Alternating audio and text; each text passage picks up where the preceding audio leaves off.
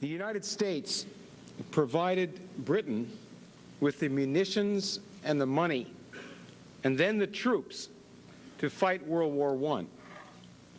Britain would never have gone to war without U.S. backing. Just prior to that war, under Presidents Teddy Roosevelt and Woodrow Wilson, America had gone through a drastic political change to take the side of the British Empire in world affairs. The British asset Teddy Roosevelt became president by the assassination of President McKinley in 1901, a murder which marks the complete downfall of the American nationalists. The mighty American productive apparatus had been created by U.S. nationalists, Britain's enemies, despite fierce British resistance. Ironically, decrepit Britain then used that American muscle for Britain's war. Let us look back over this divide of 1901 and see what the world lost. We can then evaluate the grotesque change imposed after the McKinley murder. When Abraham Lincoln came in as president in 1861, the nationalists came back into power. This leadership faction was a political, industrial, and scientific grouping which had led the American Revolution and written the Constitution. This nationalist faction was based in Philadelphia, the original American capital. Philadelphia was the home of Alexander Hamilton's first Bank of the United States, Nicholas Biddle's second bank, and the nationalists' economists, Friedrich List and Matthew and Henry Carey, whose American system economics Lincoln spoke for. From Lincoln until the McKinley murder, the U.S. and Britain opposed each other globally, representing the two opposite views of man: racist imperialism versus emancipation and technological development. In that contest, the U.S. National Party was an active partner with the nationalists in Europe, Asia, and Latin America. After Teddy Roosevelt's bloody takeover, the U.S. joined Britain in smashing America's former allies. Back at the end of the Civil War, despite Lincoln's death, the nationalist group pushed ahead on programs defined under Lincoln. The first transcontinental railway, the Union Pacific, paid for by Lincoln's government and built under Army supervision, was completed in 1869. That same year, the pro-American de Lesseps finished building the Suez Canal, and Civil War leader General Ulysses Grant became U.S. president. In 1870, Grant and the Philadelphians revived the Northern Pacific Railway project, which Lincoln had chartered. The Northern Pacific was the largest single enterprise in U.S. history up to its time. It traversed a 2,000-mile route from the western tip of Lake Superior to the Columbia River and Puget Sound on the Pacific, linking the Pacific Ocean with the water system of the Atlantic. The Northern Pacific founded and built Duluth, Minnesota, and Tacoma, Washington as its terminus cities. The government gave the Northern Pacific gigantic land grants. That's the dark area there, equaling in size the states of Ohio and Indiana combined. Plots of land from these grants would then be sold by the railroad to settlers, and before such sales, the railroad could get advances of credit from an array of sources without the backing of the bitterly hostile British-led bankers. The law required the railroad to use only American iron and steel made from American iron ores. The congressional manager of the bill was Speaker of the House James Blaine, a principal spokesman of the National Party. A map of the Northern Pacific land grants for use with European allies shows the rich coal mining and wheat farming potential of the Western continent, shows shipping connections to China and Japan, and gives latitudes equivalent to Paris and Venice. A dotted line on the map is captioned, "This isothermal passes through Chicago, southern France, Lombardy, and the wheat-growing district of southern Russia." To understand the project, look at the most prominent original stock owners of the Northern Pacific. Philadelphia banker Jay Cooke, the project manager, and his industrial partners in the Pennsylvania Railroad. Cooke was the government's principal private banker.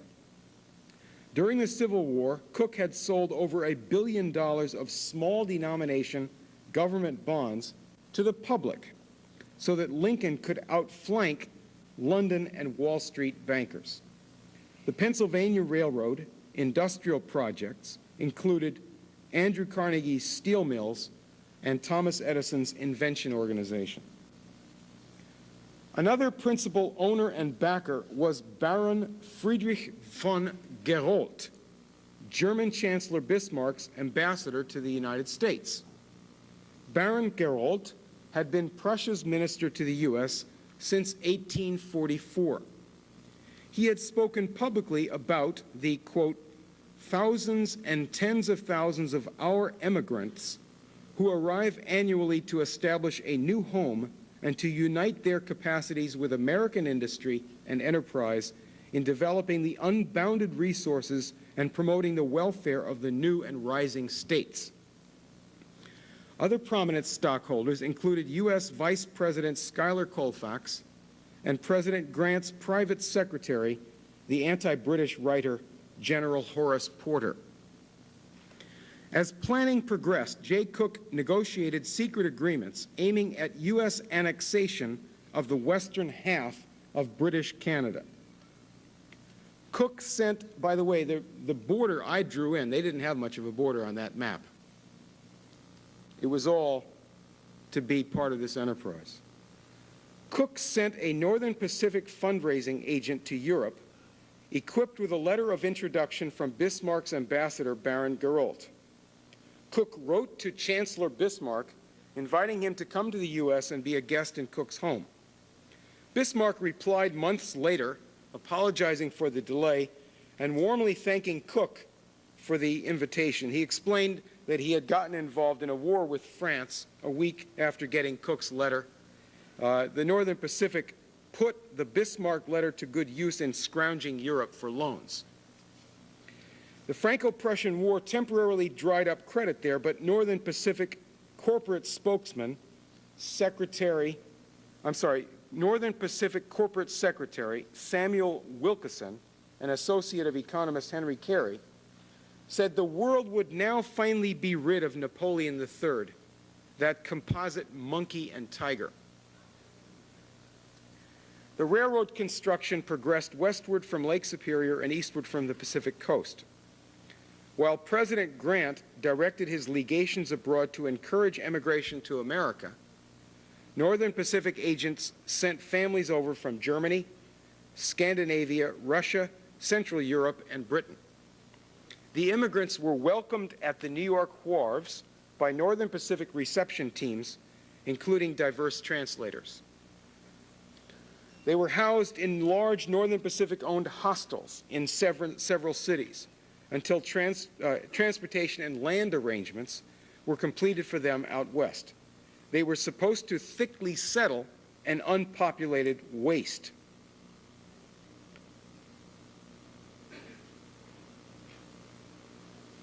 In 1873, the Northern Pacific completed its first Great Link from the Great Lakes to the Missouri River in Dakota Territory.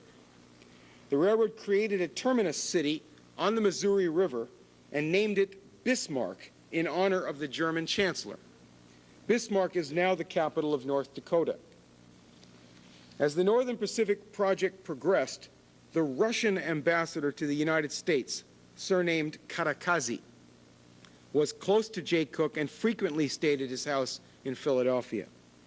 Meanwhile, the pro-nationalist Civil War governor of Pennsylvania, Andrew Curtin, was the U.S. ambassador to Russia.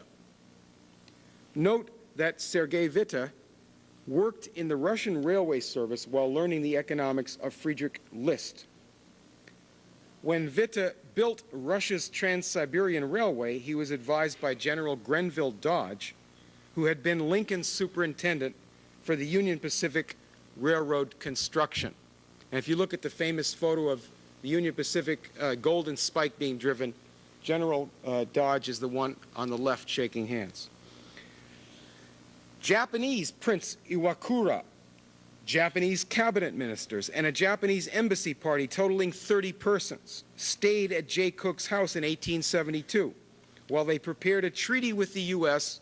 and a loan of $15 million for Japanese development. Cook was negotiating with Japan for Asian connections with the Northern Pacific system. The Allied nationalists envisioned a global belt of railways, canals, and shipping operations that would vastly upgrade the economy and power of the sovereign nations. At that time, Henry Carey's Philadelphia associates were in Japan working with the new Japanese government, identifying mineral resources, planning transport, and outlining tariff strategies. In 1873, President Grant made Pennsylvanian John Bingham the U.S. ambassador to Japan. Bingham had been one of the military judges in the Lincoln case who had convicted John Wilkes Booth gang of conspiring with the Secret Service apparatus in British Canada. So he was sent to Japan as the U.S. ambassador, stayed there for about 15 years. But in 1873, the British stepped up the attack against the Northern Pacific. The new Drexel Morgan Bank, soon to be known as the House of Morgan, owned the Philadelphia Ledger. This newspaper printed a deluge of slanders on the so-called railroad ring, which was robbing the public domain. They attacked and ridiculed the Northern Pacific's efforts to raise money in Germany and the recruitment, by posters such as this, of immigrants from Germany. The Ledger predicted that the Northern Pacific would fail and a general panic would result. These attacks were reprinted as leaflets and distributed in banking circles in the USA and Europe. Since the Philadelphia Ledger ran an exchange of news with the London Times, Cook's agent probed the London Times. He discovered that Philadelphia Ledger editor George Childs was a, quote, intimate house guest, unquote, of London Times financial editor H.B. Sampson. No British financial house would participate in the sale of Northern Pacific bonds, though Cook invited the Rothschilds and regularly worked with the other major banks. The Rothschilds poisoned the money-raising well with bankers in Germany. The Barings and Rothschilds tried to talk down the value of U.S. bonds that Cook was marketing at that time. Early in 1873, a scandal was gotten up in the newspapers against Crédit Mobilier, the construction subcontractor for the Union Pacific Railroad. The pivotal figure for this concocted scandal was Crédit Mobilier executive Francis R. Train of the notorious British intelligence Train family. That's John Train's family. At the same time, John Train's grandfather launched an attack against Jay Cook at this period. Congressional hearings smeared Speaker of the House James Blaine and Vice President Schuyler Colfax, the chiefs of the two houses of Congress, and the government leaders of the Northern Pacific Project. The demoralized Congress suspended payment on the old Union Pacific bonds and thus undercut the market for all railroad securities. Congress then refused any subsidies for the cash-strapped Northern Pacific. Finally, in September 1873, under terrible pressure from international bankers, Cook's New York-based partners suddenly closed the New York office and stopped payment to Cook's creditors without consulting Cook. Jay Cook was forced to close the main Philadelphia office the same day. When the main government banker Cook closed his doors, panic closed the New York Stock Exchange, and it stayed shut down for 7 days in the worst American financial crisis up to that point. Factories, shops, and mines closed throughout the country. The Northern Pacific Railroad construction was suspended for 6 years. The American nationalists were now gravely weakened. the Drexel, Morgan, and Rothschild banks replaced the ruined J. Cook as the principal bankers handling the bonds of the U.S. government. Of some interest for our D.C. Mayor Marion Barry, Cook's Washington, D.C. office also had to close. The Washington chief, Jay's brother Henry Cook, was at that time governor of the territory of Washington, D.C., by appointment of President Grant. Among Governor Henry Cook's official advisors was black leader Frederick Douglass. During 1871 to 73, the Cook regime had organized and financed the transformation of the national capital city.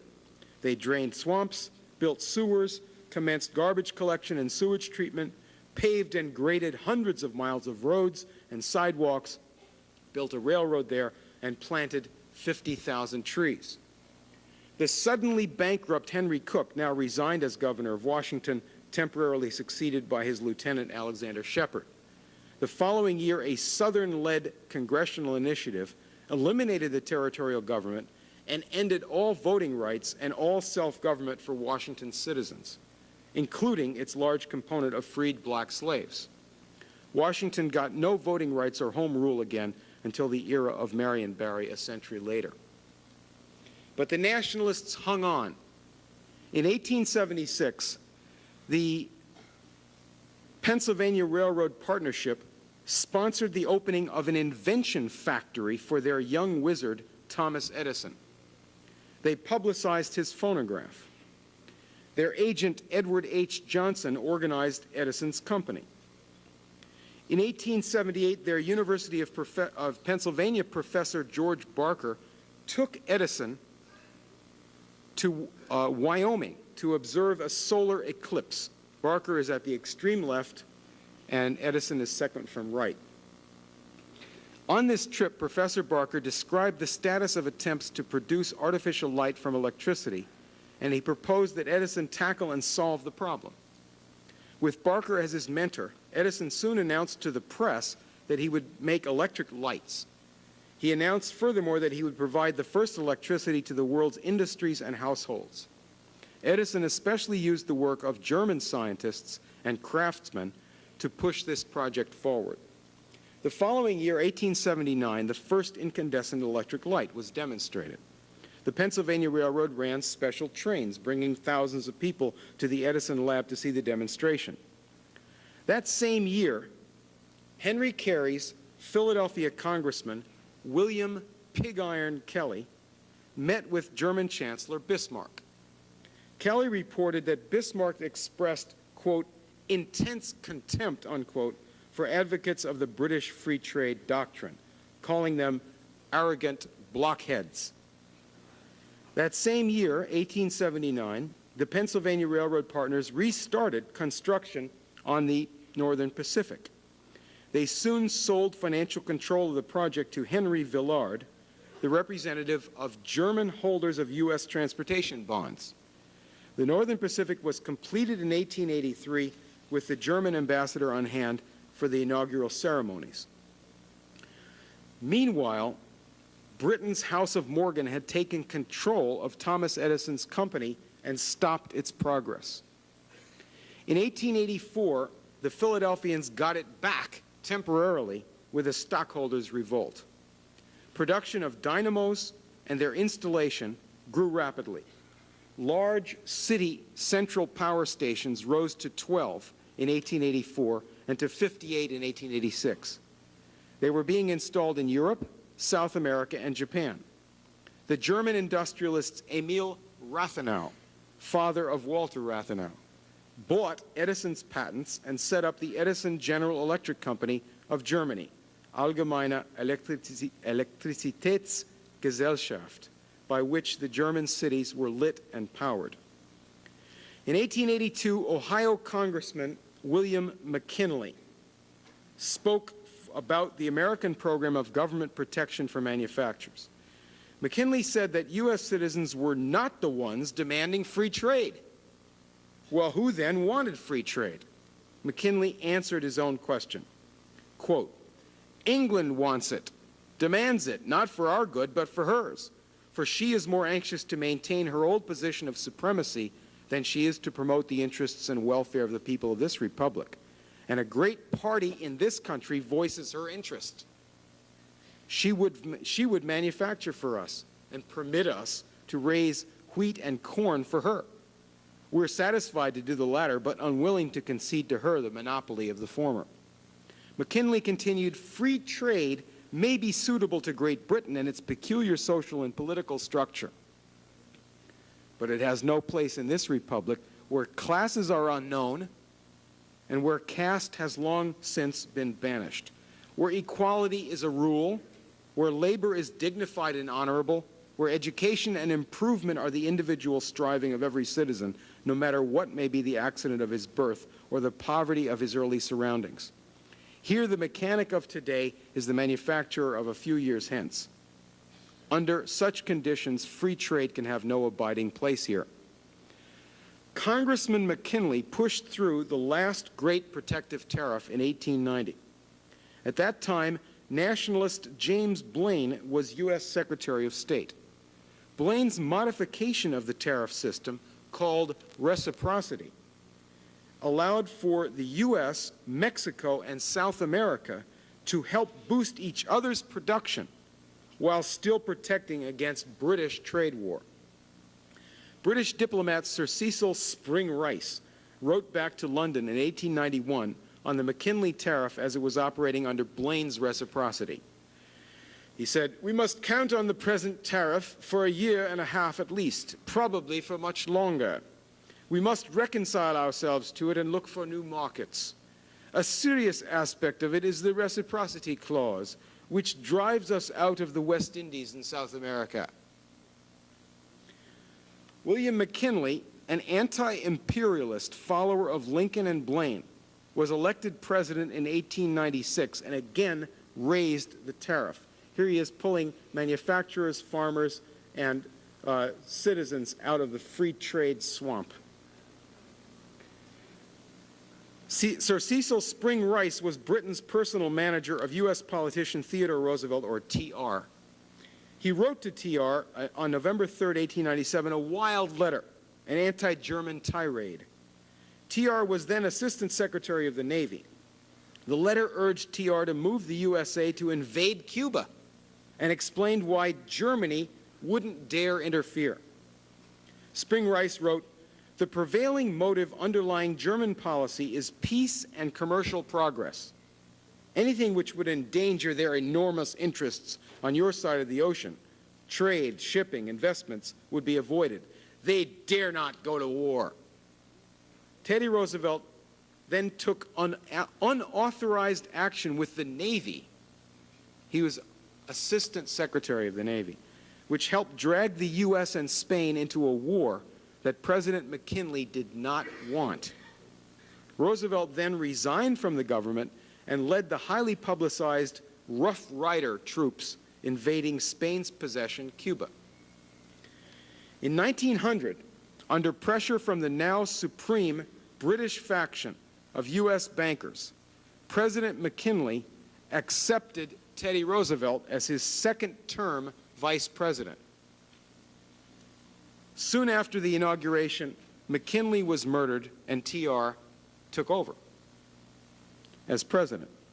The murderer, Leon Czolgosz, proclaimed himself an apostle of anarchist Emma Goldman. Ms. Goldman revealed in her memoirs the precise nature of the British anarchist murder apparatus. Her London base of operations was the home of William Michael Rossetti, the leader of the Ruskinite pre-Raphaelite feudalists. A contemporary cartoon hits the nail on the head, showing Teddy Roosevelt dancing cheek to cheek with a man in drag holding a bomb who is named Anarchism. Many Americans, calling themselves populists, admire the traitor President Teddy Roosevelt. This is a pathetic commentary on our nation's lost national memory. Teddy Roosevelt helped Britain anarchize Russia and militarize Japan. he drove the U.S. towards war against Germany. He brutalized Spanish America and deliberately portrayed the U.S. as an international tyrant. As Britain had long desired, he closed the U.S. West to settlement, terrorizing and arresting congressmen and other Western opponents of his program. He founded the conservation movement in America and set up the Forestry Service as a New Age propaganda machine officially modeled on the British regime in India. He completed the consolidation of British financial power over U.S. national industries and railroads. The railroads were gradually dismantled, and much of the West was left unpopulated and waste. Teddy Roosevelt was personally tied to British finance, to the Bering Bank, and to the British intelligence apparatus which ran the slave owners' Southern Confederacy. His dearest uncle, James Bullock, had managed the British arrangements to create the Confederate War Fleet, which sank U.S. merchant ships and doubled the length and casualties of the U.S. Civil War. Teddy Roosevelt successfully prevailed on his uncle, then in permanent exile in England as a traitor to his country, to write up the heroic official story of the Confederate Secret Service. But let us hear from TR himself. This is what he wrote about true Americanism. He attacked Germany as a fundamentally immoral country and said, "The German people now stand behind their government and heartily support it in every infamy it commits. We have in this country room only for thoroughgoing Americans. If a man tries to be half American and half something else, it is proof positive that he isn't an American at all, and the sooner he gets out of this country, the better. Germanism here at home is the foe of Americanism, and those who believe in it should go back to Germany where they belong." Now listen as Teddy Roosevelt defines his own nationality.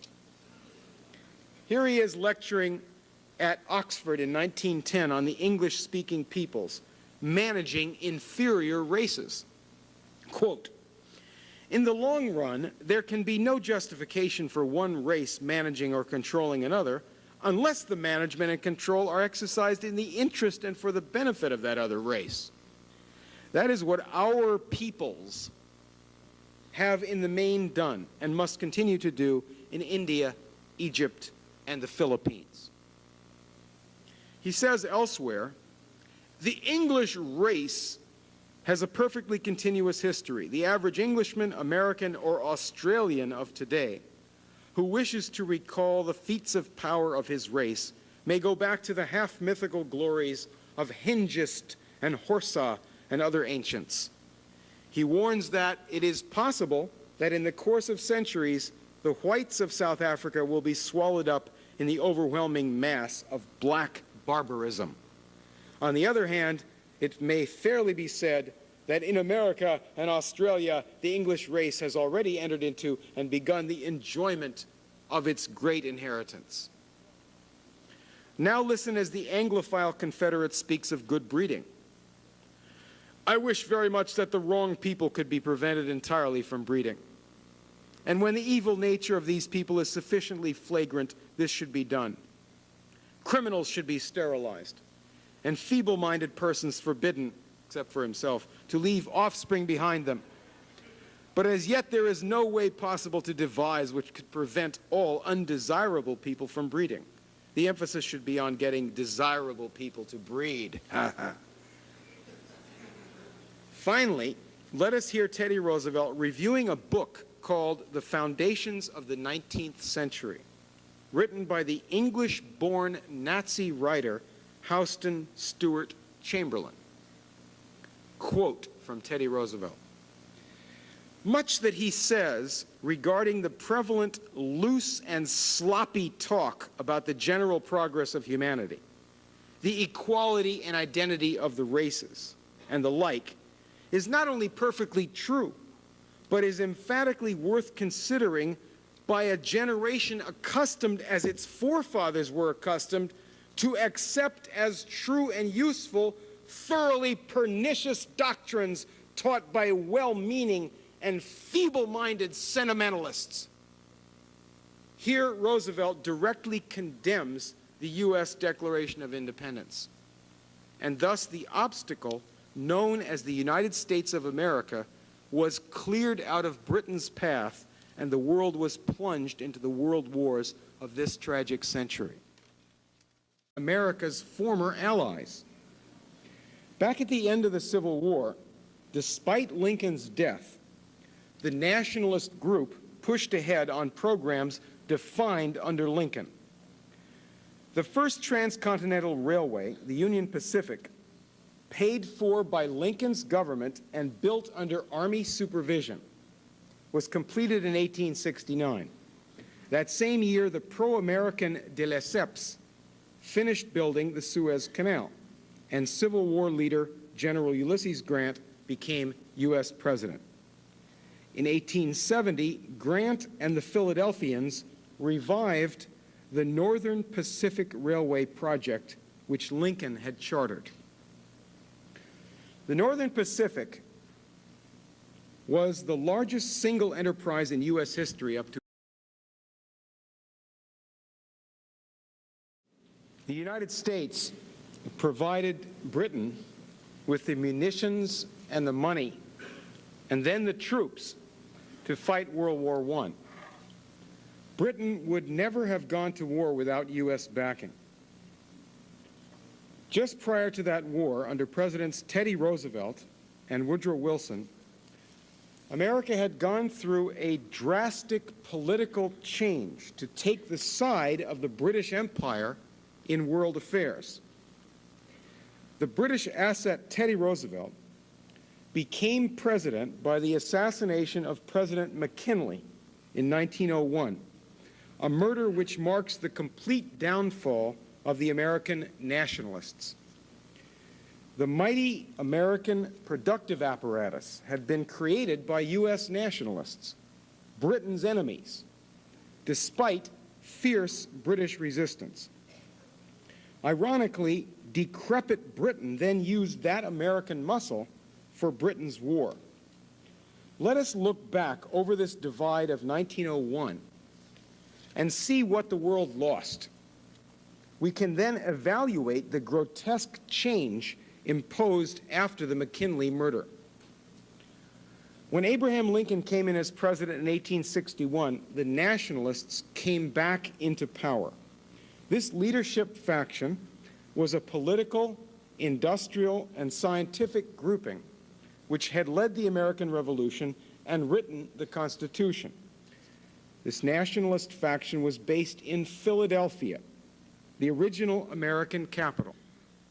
Philadelphia was the home of Alexander Hamilton's first Bank of the United States, Nicholas Biddle's second bank, and the nationalists' economists, Friedrich List and Matthew and Henry Carey, whose American system economics Lincoln spoke for. From Lincoln until the McKinley murder, the U.S. and Britain opposed each other globally, representing the two opposite views of man: racist imperialism versus emancipation and technological development. In that contest, the U.S. National Party was an active partner with the nationalists in Europe, Asia, and Latin America. After Teddy Roosevelt's bloody takeover, the U.S. joined Britain in smashing its time. It traversed a 2,000-mile route from the western tip of Lake Superior to the Columbia River and Puget Sound on the Pacific, linking the Pacific Ocean with the water system of the Atlantic. The Northern Pacific founded and built Duluth, Minnesota, and Tacoma, Washington as its terminus cities. The government gave the Northern Pacific gigantic land grants, that's the dark area there, equaling in size the states of Ohio and Indiana combined. Plots of land from these grants would then be sold by the railroad to settlers, and before such sales, the railroad could get advances of credit from an array of sources without the backing of the bitterly hostile British-led